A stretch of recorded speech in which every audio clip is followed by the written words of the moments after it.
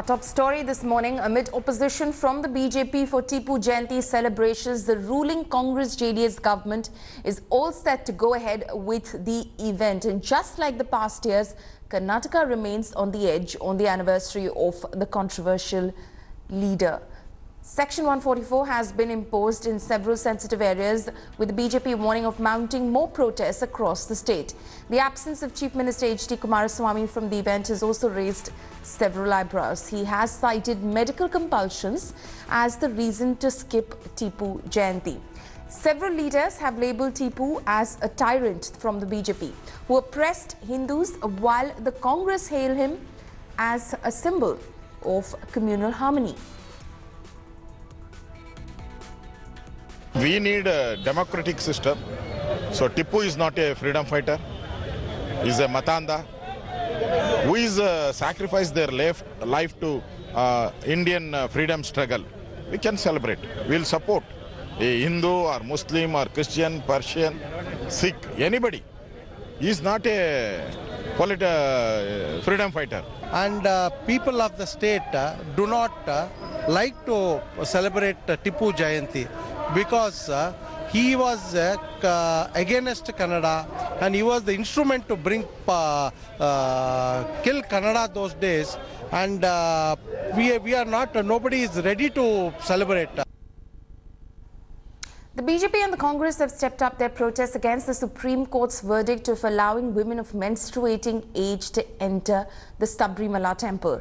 However, now at least 500 women have enrolled in a program to have a darshan of Lord Ayyappa at the Sabarimala temple when it opens for a 3-month period from November 17.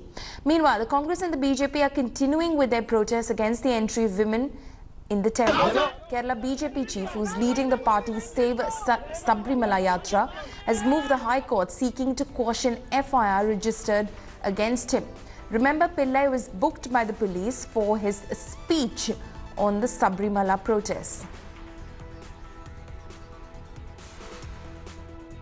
I have not given such a call. I am not doing any offence, and this is a Congress and CPM. Together they are trying to defame and torture me. For that purpose, for making nuisance, they are unnecessarily raising the crimes, and I will have to face it.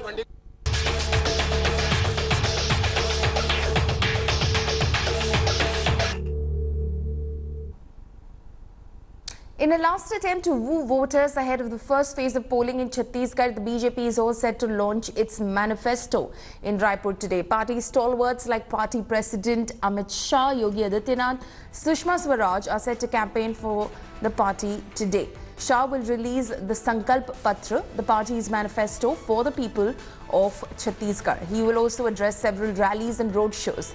It remains to be seen whether the combined poll pitch of the BJP's big guns help Chief Minister Raman Singh win a 4th term.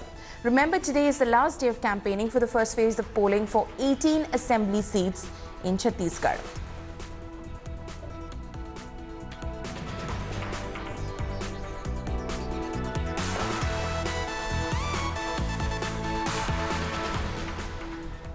Addressing his first election rally this poll season, Prime Minister Narendra Modi targeted the Congress by accusing the opposition party of supporting urban Naxals who ruin the lives of poor Adivasis. Speaking at a rally in Jagdalpur, Modi said that the Congress-led union government earlier had not done enough to develop the Naxal-infested Bastar region of Chhattisgarh.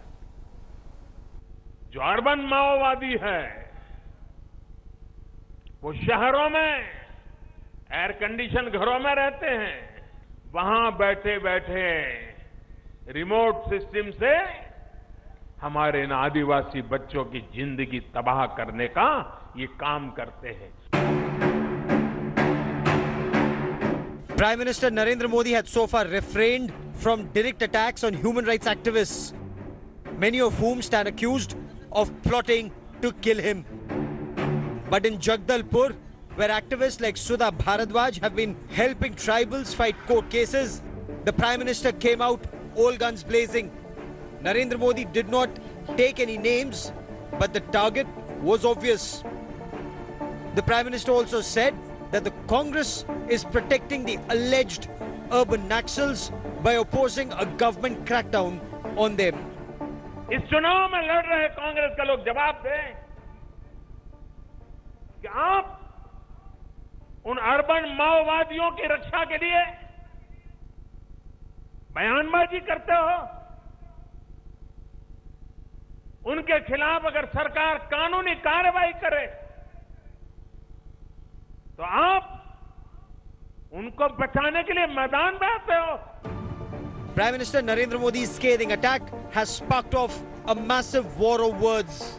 Well, everybody knows that for the Prime Minister, BJP and RSS, anybody who opposes them is given some term or the other. Either anti-national, anti-India, now urban Naxal. The fact is they cannot tolerate dissent. Prime Minister Modi, as usual, is shooting off his mouth without any basis, with all due respect to him. He should not forget that it was the Congress leaders who were wiped out in a Naxal attack. The entire Congress leadership was wiped out in a Naxal attack in Chhattisgarh. The BJP has hit back. It justified Prime Minister Narendra Modi's charges against the alleged urban Naxals. The Prime Minister called out the hypocrisy not only of the Naxalites but also of the Congress party, which had been quite supportive of the Naxalite movement. It was billed as the clash of titans, with both Prime Minister Narendra Modi and the Congress party President Rahul Gandhi hitting the election trail. While the Prime Minister hit out at human rights activists, Rahul Gandhi stuck to the script, targeting the Raman Singh government over its failures. Chit fund का scam हुआ, 5,000 करोड़ रुपए जनता का पैसा गायब हुआ। लोगों ने अपना पैसा डाला, कंपनियां गायब हो गई, 60 लोगों की मृत्यु हुई। अरे भाई, किसके जेब में पैसा गया? किन लोगों ने ये कंपनियां खोली थी? गरीबों ने नहीं खोली थी, रमन सिंह जी के मित्रों ने खोली थी। Prime Minister Narendra Modi has set the tone for BJP's campaign in Chhattisgarh, which is now looking at attacking the opposition for all that Chhattisgarh could not achieve. On the other hand, Congress President Rahul Gandhi is focusing on exposing the backwardness of the state under the Raman Singh rule. But with the anti-incumbency vote likely to be split between Congress, Ajit Jogi, BSP combined, three-time Chief Minister Raman Singh is still fancying his chances in this round. With camera person Sudhir Kumar, Ankit Tyagi in Chhattisgarh, India Today. Now, after sounding the poll bugle, Congress Chief Rahul Gandhi is set to hold mega rallies in Chhattisgarh today. Rahul launched his party's manifesto in Rajnandgaon, which is the Chief Minister Raman Singh's constituency. Congress has zeroed down on 36 major points of policy making in their manifesto. They have promised complete prohibition on liquor in the state and have also assured an immediate loan waiver for farmers within 10 days of formation of their government. Now, just like yesterday, where he held road shows and rallies in several districts, the Congress sign will continue his poll pitch in Kodnagaon, Antgarh and Jagdalpur. It will also be interesting to see that whether he will respond to Prime Minister Modi's urban Naxal barb, where he said that the Congress is soft on urban Naxals.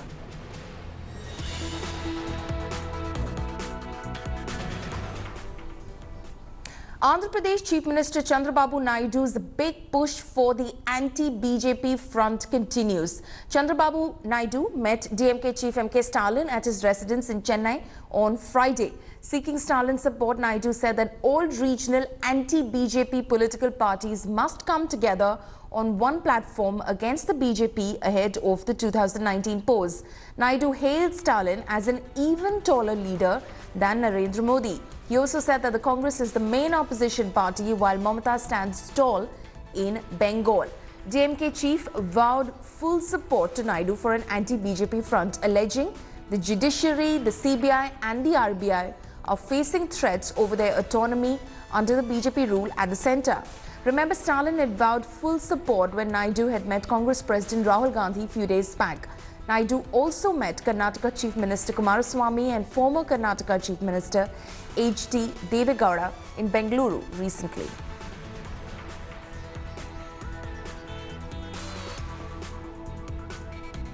I came here to request Stalinji to join us to save this nation.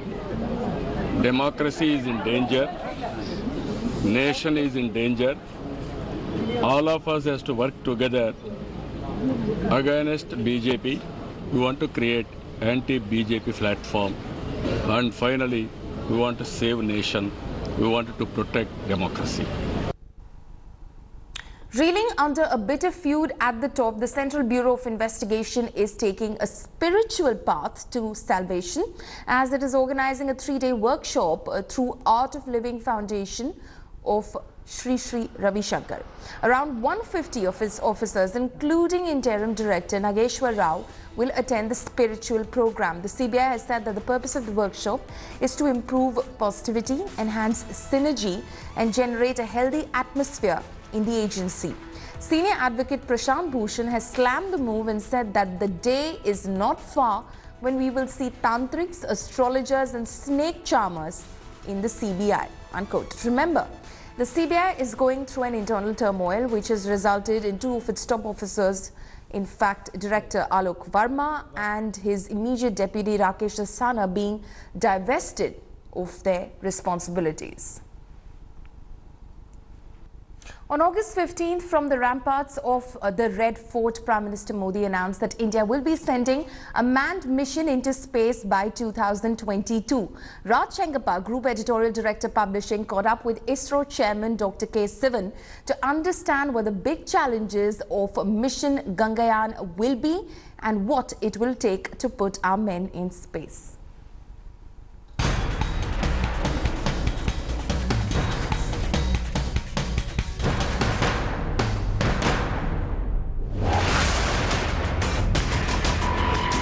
India is going to be the 4th nation that would send up a man into space.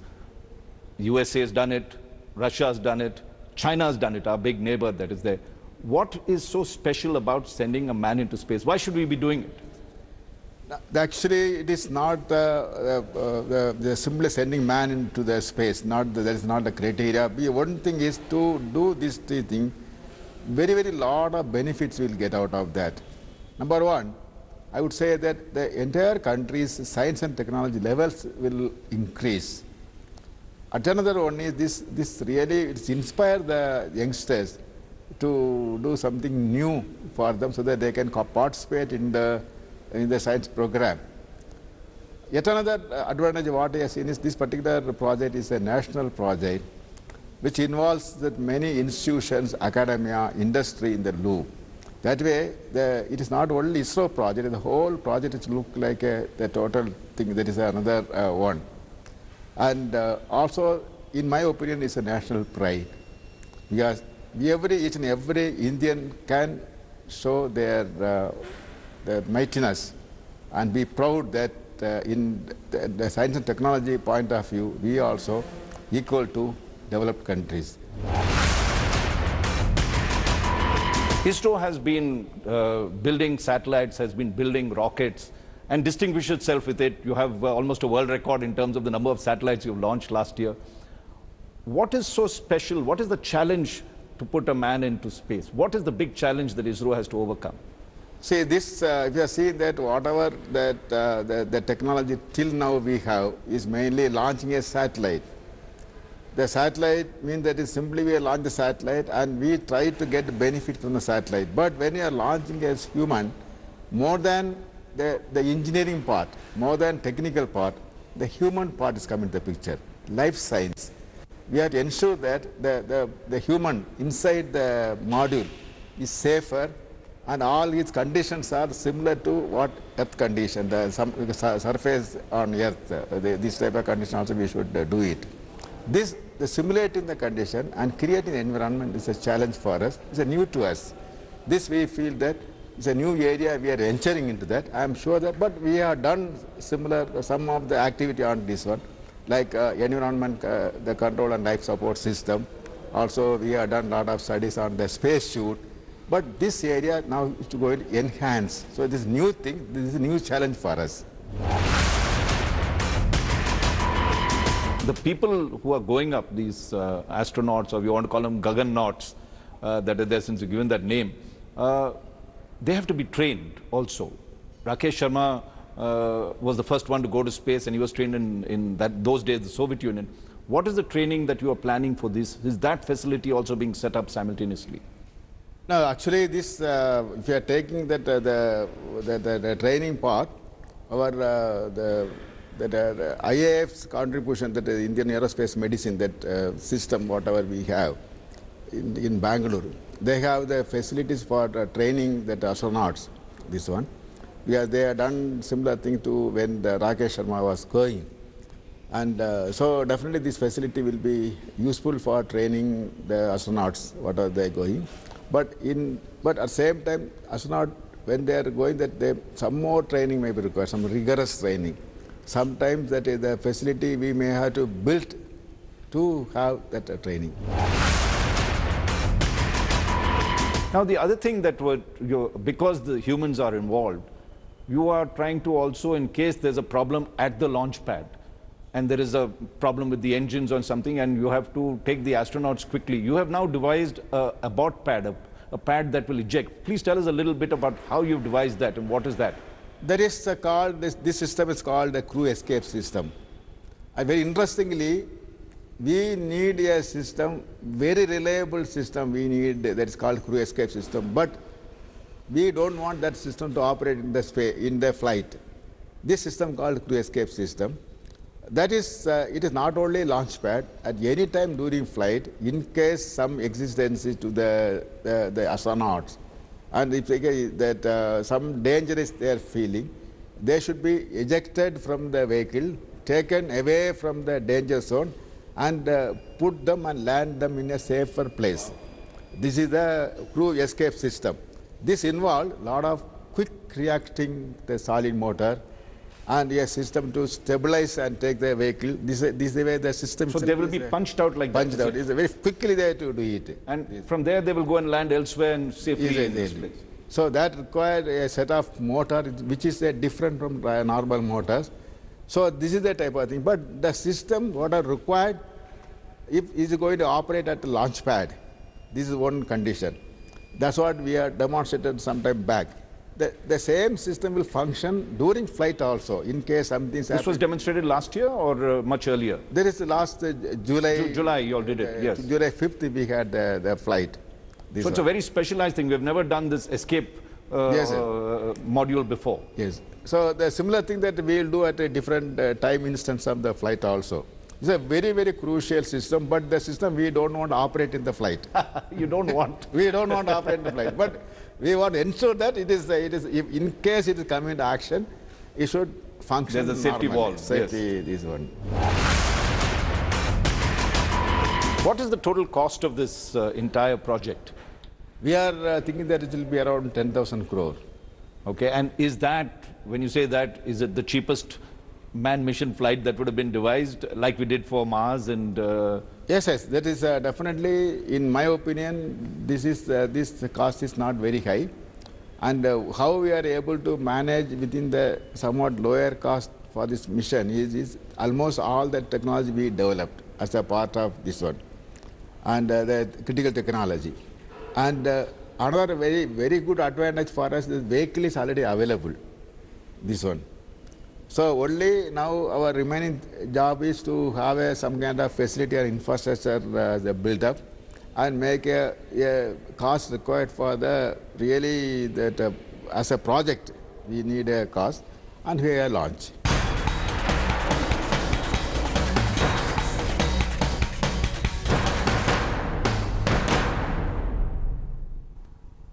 And that's a wrap on this bulletin. For all the latest news and updates, you can log on to indiatoday.in. You can also download the India Today app. Thank you for watching.